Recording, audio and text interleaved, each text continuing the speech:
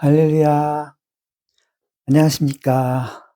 2026년 새로 또 시작하는 독일신학 박사의 JMS 증거하기 시간이 돌아왔습니다.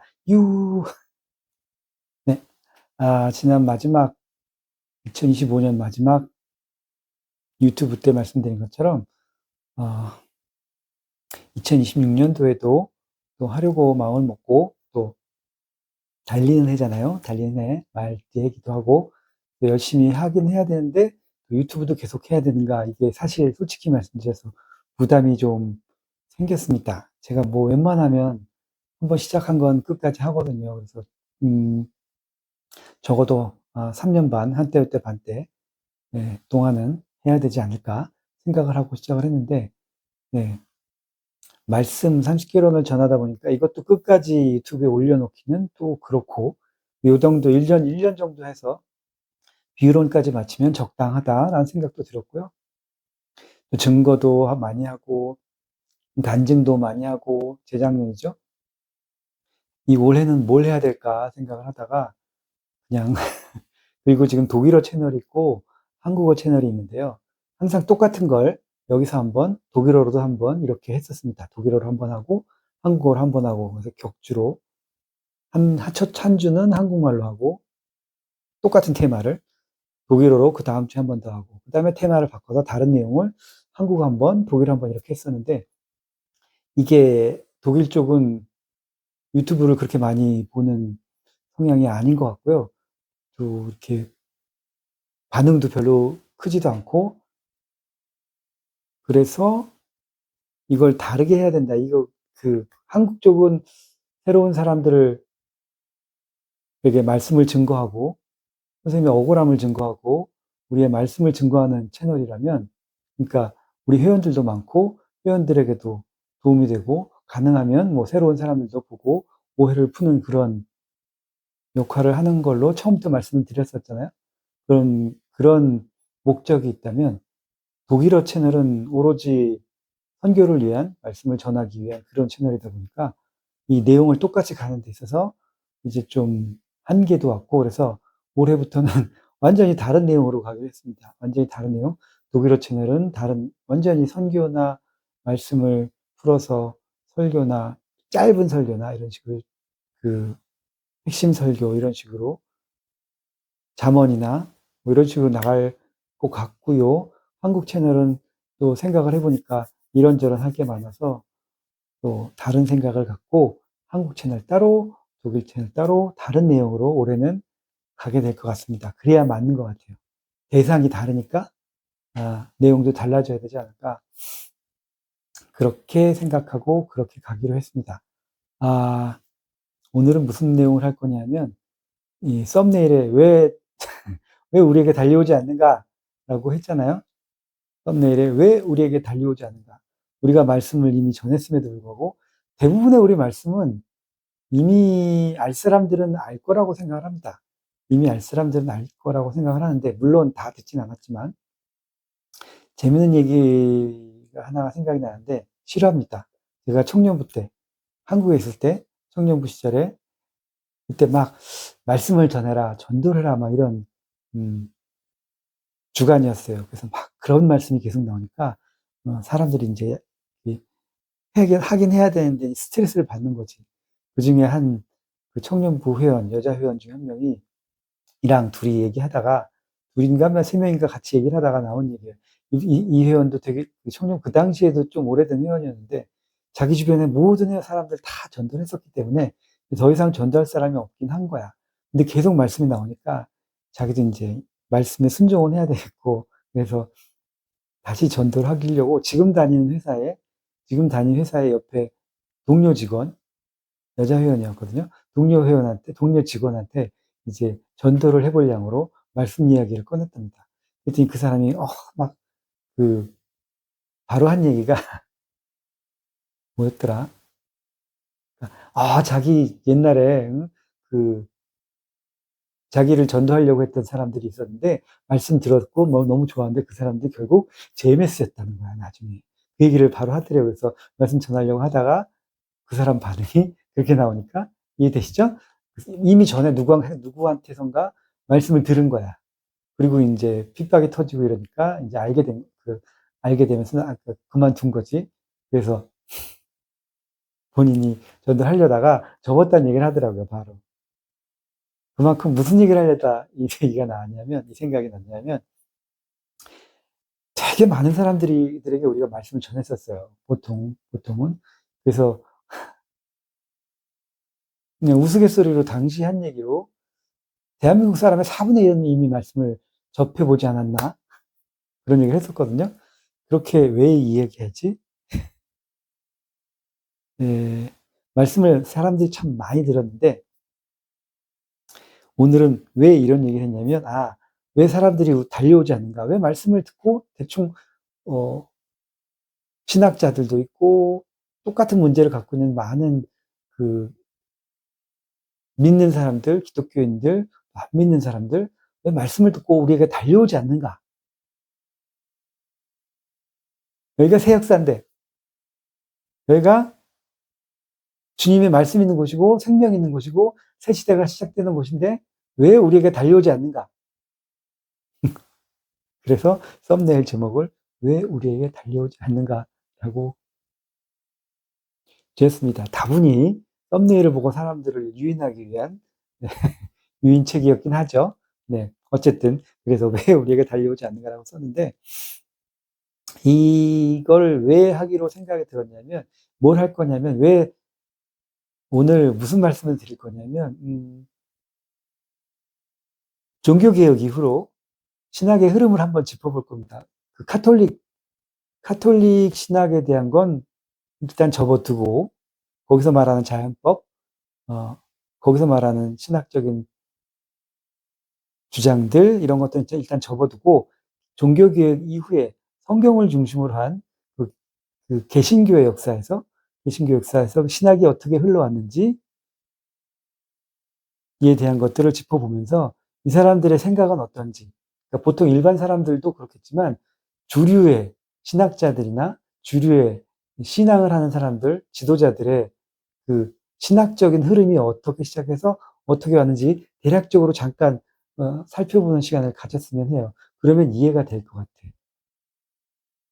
왜 신학자들이 달려오지 않는가 우리에게 그런 거에 대한 조그만 답이 되지 않을까. 그래서 길게 되면 뭐 잘라서 올리면 되는 거니까 해볼 생각입니다. 이것도 그냥 제가 알고 있는 상식에서 하는 거예요. 그냥 막 깊은 얘기는 못 합니다. 제 전공이 아니니까. 오늘 서론이 기네요. 우리가 신학교에 가면 네 가지 파트가 있습니다. 조직신학이 있고요. 그 다음에 역사신학? 역사신학이라고 그러나? 저도 기억이 가물가물해서요. 되는 대로 할 거예요. 그러니까 뭐 대충 알아서 들으세요. 그리고 실천신학, 그리고 성서신학.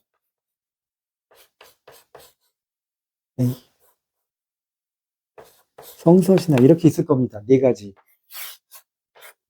조직신학에 들어가면 무슨 교리에 대한 이야기들, 하나님이 누구고 예수님이 누구고 이걸 어떻게 해야 되고 이런 교리에 관한 부분들이죠.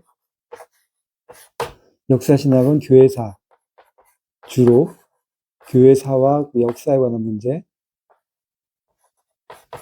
등등. 성서신학은 신약학, 구약학 이런 식으로 번역, 이쪽에서는 히브리어, 여기가 히브리어군요. 히브리어, 헬라어 해서 그 번역하는 것들 이야기해야 될 거고 또 여러 가지 많이 들어갑니다. 역사신학에서 교회 역사, 교회사, 그리고 역사와 뭐죠? 고고학, 역사적인 교회사뿐만이 아니라 그 이전 것도 이런 역사신학에 들어가고 실천신학은 무슨 목회학, 교육학, 기독교 교육학, 무슨 상담 등등등등등등등 실제 상황에서 필요한 것들 여기서 하고, 2위는 이제 신약, 2위는 이론적인 것들이죠. 이런 것들을 배웁니다. 오늘 제가 거의 할 얘기는 여기 붙어 있는 겁니다. 조직신약, 교리. 우리의 교리가 어떻게 변하는지, 성서 해석에 있어서 교리가 어떻게 변하느냐, 하나님을 절대적으로 보느냐, 성경을 절대적인 그 축자, 네, 뭐였죠, 그게? 써있는 그대로, 문자 그대로 믿어야 된다는 교리, 성경에 대한 교리, 하나님에 대한 교리, 하나님이 절대적인 하나님이고, 인간처럼 생긴 그 모습을 띄었고, 신으로서, 그래서 우리는 하나님이 우리의 바탕으로, 우리가 그 모양과 그 형상대로 창세기 1장에 나오는 것처럼 인간이 창조돼서 하나님도 그렇게 생겼다는 것부터 시작해서 하나의 에너지, 하나의 빛, 하나의 그 자연적인 힘, 무슨 우주의 원리, 뭐 이렇게 하나님에 대한 정의도 막 바뀌고 그런 것들이 많이 있습니다. 그런 것들이 이 조직신앙에서 나오는 건데, 너무 이상한 쪽으로 많이 가서 우리 학교 다닐 때 교수님 스스로가 조직신학은 조진신학이다라고 얘기를 하시기도 했는데, 어쨌든 이쪽 교리에 관한 부분들을 얘기할 건데, 예, 제 전공은 여기입니다. 기독교 교육입니다. 기독교 교육. 제 전공은 제가 썼던 박사학위는 기독교 교육에 관한 거고, 독일은 학교에 가면 종교교육 시간이 있습니다. 그러니까 우리 도덕 시간, 윤리 시간 이런 개념 대신 여기는 종교 교육 시간이 있어요. 선악 이런 개념이 종교에서 나왔다고 보는 거예요. 여기서는 유럽에서는 원래 기본적으로는. 그래서 종교 없이는 그걸 얘기를 뭐가 선이고 뭐가 악인 것을 가르쳐 주는 게 종교였으니까, 옛날에는. 그 얘기를 하자면, 그 얘기는 나중에 또 할게요. 여기 루터 전공하신 분들도 있어요. 그러면 루터 얘기하면 그 사람들 더 빠삭하게 아시겠지만, 그래도 빼고 할 수는 없으니까 종교교육 시간이 독일에 있는데, 그 종교교육 시간이 옛날부터 있었어요. 이게 말씀을 드리자면, 루터가 종교개혁을 하면서 성경을 찍어내서 사람들에게 다 나눠줄 수 있게 됐잖아요. 그럼 뭐에 사람들이 읽을 줄 모르는데, 그, 그 귀족들만 배우잖아요. 읽고 쓰는 걸. 귀족들은 할 수 있지만 평민들은 모르잖아요. 루터는 그러면 안 된다. 평민들에게 성경을 읽고 쓸 수 있게 가르치는 게 공교육의 처음이었습니다. 유럽에서. 특히 독일에서. 자기가 성경을 독일어로 번역을 했고, 그걸 누구나 읽을 수 있게 하는 게 목표잖아요. 그러니까 공교육, 모든 사람이 읽기 쓰기를 배우게 할 수 있는, 어렸을 때부터. 그게 우리가 생각하는 초등학교, 중학교, 고등학교의 공교육, 국가에서 주장하는 공교육의 시작이 그게 목적이었어요. 읽고 쓰기 위해서. 뭘 위해서? 성경을 읽고 쓰기 위해서. 성경을 루터 때 그렇게 번역을 해놨으니까. 어쨌든 그러면서 모든 공교육에 종교 시간이 들어가는데, 제 관심은 동독 지역에는, 통일되기 전에 동독 지역에는 종교가 없었으니까 아예 반대가 아니고 없애버렸습니다. 거기는 사전에서도 없애버렸어요. 독일어 사전, 동독에서 편찬된 독일어 사전에는 예수도 없고 종교도 없고 그리스교도 없고, 루터는 있어요. 왜냐하면 루터는 독일어 발전에 혁혁한 그 위치를 차지하고 있기 때문에 뺄 수가 없거든. 그렇게 돼 있어. 근데 그런 단어들 자체 없는 세상이었거든요. 그럼에도 불구하고 동독 지역에 교회가 남아 있었고, 뭐 하다 읽었지? 그 통일이 된 이후에 이 동독에 있던 동독이었던 지역에 다시 종교교육이 학교에서 실시하게 됩니다.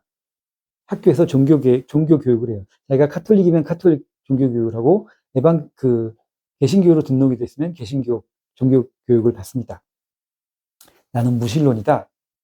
이런 사람들은 이제 따로 철학 교육을 받거나, 아니면 에틱이라고 해서 그런 에틱이 뭐냐면 윤리 같은 거죠. 윤리 교육을 받든지 철학 교육을 받든지 나눠져 있는데, 거진 종교교육에 들어갑니다. 에틱, 윤리나 철학 교육 듣는 사람들은 얼마 없어요. 학생들이 거의 없고, 거의 대부분은 카톨릭이나 개신교의 종교교육을 학교에서 과목으로 선택해서 듣습니다. 요즘에 많아진 건 무슬림이죠. 회교 종교교육도 따로 해주는 학교들이 많습니다. 왜냐하면 학교 학생의 뭐 반 정도가 3분의 1이 회교도다. 엄마 아빠 이민자 출신이다. 그럼 그 사람들 빼가지고 종교교육 시간에 그쪽으로 따로 뭐라 니들이 와서 교육해라 이렇게 하더라고요. 초등학교 때도. 네. 제가 전공이 여기이기 때문에 여러, 여러 가지를 할 건데 주로 이 얘기가 나올 건데 제 전공이 여기이기 때문에 이 얘기는 나중에 할 일 있으면 또 말씀드리는 걸로 하고 이 얘기를 왜 하냐면 제가 간단하게 할 거예요. 되게 복잡한 얘기예요. 되게 복잡하고 되게 하나하나 깊이 들어가면 잘 이해하지 못하는, 이해하기 힘든 복잡한 개념들, 그 사람들만이 알 수 있는 그런 얘기들을 많이 하는데 그거 다 알 필요 없고요. 그냥 제가 어떻게 흘러가서 그래서 사람들이 달려오지 않는다. 그냥 이 얘기만 할 거니까 대충 거기까지만 알아들으셔도 될 것 같아요. 그리고 제가 뭐 이쪽 전공, 이쪽 박사가 아니고 이쪽 박사도 아니고 제 박사학위는 이쪽 기독교 교육이기 때문에 그렇게 아시고 제가 혹시나 틀리거나 은근 슬쩍 넘어가거나 혹시 전공하신 분들이 보신다면 그러면 그래서 그러려니 하세요. 전공은 이쪽이고요.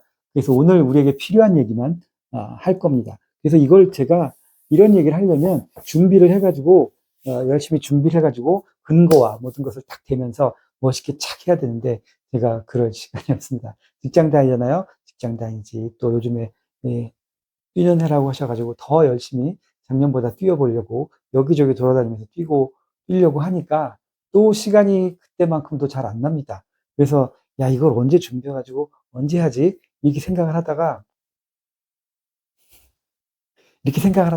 그냥 하자. 우리가 무슨 지금 학위 논문 쓰는 것도 아니고 제가 전하고 말씀드리고자 했던 내용이 이거였어요. 아마 이 얘기하고 끝나거나 1편은 그렇게 될 것 같은데 어쨌든 작년 초였던 것 같아요. 작년 초였나? 재작년이었나? 기억이 아무렴한데 한국에서 어떤 분한테 연락이 왔습니다. 그분이 그, 그 선생님을 증거하는 책을 쓰셨는데 그 지금 쓰고 계신 책이 여러 사람들의 간증을 넣어가지고 책으로 한 권을 묶어서 옴니버스로 만들어서 지금 내려고 하신대요. 그러다가 이제 어쩌다가 제 유튜브 소식이 들어가서 독일에 신학 박사가 있는데 예, 우리 회원 중에 이 사람 것도 한 몇 장 넣어보면 좋겠다. 그래서 연락이 오신 것 같아요. 그런 얘기를 하셨는데 그래서 야, 그럼 뭐 나야 영광이지. 저와 영광이죠 하면서 언제까지 보내드리면 돼요? 길이는 얼마 정도 돼요? 한 3-4장이면 될 것 같아요. 그러면서 그 시대를 증거하고 보낸 자를 증거하는 내용으로 글을 써달라고 하셨어요. 그래서 그걸 그날 저녁으로 다다다닥 써가지고 착 보내드렸더니 마음에 안 드시나 봐요. 그래서 또 상의를 한 끝에 다다다닥 다시 써가지고 2번, 3번 보내드렸는데 마음에 잘 안 드시는 것 같아요. 그래서 책이 나왔는지 안 나왔는지는 저는 몰라요. 왜냐면 연락이 없으니까. 그래서 그 책이 나왔는데 제 글이 실렸는지 안 실렸는지 그것도 저도 몰라요. 연락이 없으니까. 어쨌든 그때 들었던 이야기가 지금 이걸 오늘 말씀은 아니고 오늘 내용을 하게 된 주된 원인이었던 것 같아요. 그때 무슨 말씀 하셨냐면 첫 번째, 두 번째가 마음에 안 드셨는데 네, 좀 화끈하게 써주면 되지 않냐. 신학 박사가 우리한테 증거를 해주면 화끈하게 하면 아주 간단하게 끝나지 않냐. 왜 신학에 태양아 멈춰라. 예를 들으셔서 태양아 멈춰라 해서 모든 주석에는 태양이 멈췄다라고 써있지 않냐. 태양이 멈췄다고 써있는데 그 말이 안 되는 거 아니냐. 그게 아니다. 주석에는 이렇게 써있지만 우리 선생님이 말씀하시기에 태양이 멈춘 게 아니다라고 얘기하셨다. 그거를 신학 박사가 정확하게 무슨 주석 누구의 주석 어디에 딱 그렇게 태양이 멈춘 거라고 써 있는데 아니지 않냐? 이게 맞지 않냐? 이런 식으로 화끈하게 증거를 해주면 좋겠다. 그런 내용을 써달라 이렇게 말씀을 하셨었습니다. 그래서 생각하기를 그게 아닌데 그렇게 사실 우리가 얘기하는 것처럼 예를 들면 태양이 멈춘 그 부분에 대해서 태양이 멈춘 것으로 믿는 그런 사람들은 그렇게 많지 않아요. 거의 없어요. 특히 독일이나 유럽 쪽에는 거의 그렇게 믿는 사람 없습니다. 교회에서도 그렇게 가르치지는 않아요. 그래서 그거 아닌데 그 얘기를 하려던 겁니다. 그래서 이것을 말씀을 드리면 좀 이해하기가 쉽겠구나 이런 생각이 들었던 겁니다. 그래서 그게 그렇게 쉽지 않다. 그게 우리가 생각하는 것처럼 그렇게 단순하지 않다. 그 말씀을 드리려고 하는 겁니다.